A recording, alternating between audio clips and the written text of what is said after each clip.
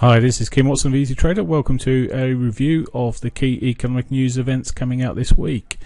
Okay, so the question is, what is going to move the market? And the biggest story is possibly a bit of overspill from the UK-Scottish referendum and the knock-on effects from that, and Draghi testifying for the in Europe at 2 o'clock on Monday, and aside of that, it looks like a very quiet week ahead. But let's have a run through the days individually, and we've got Draghi testifying at 2 o'clock. Most of what he's going to probably be saying is already been laid out in the previous meetings, so it's possibly not likely going to be anything new that we'll see there. Moving on to Tuesday, we've got the French flash manufacturing and services figures and the German flash manufacturing and service figures.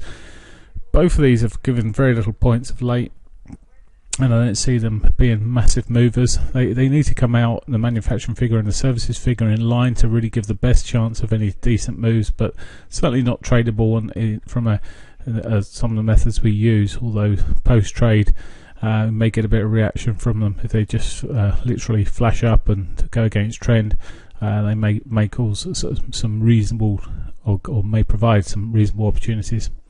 Canadian retail sales, this normally comes out with the Canadian CPI figures, so pretty hard to differentiate between what's down to the sales and what's down to the CPI, but the CPI always carries a bit more weight.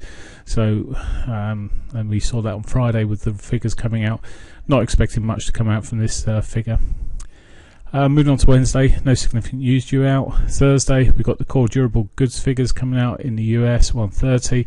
Again, this is a figure which will take on much more strength when we start the position, or we're in the position of interest rate increases. But for now, it has very little significance.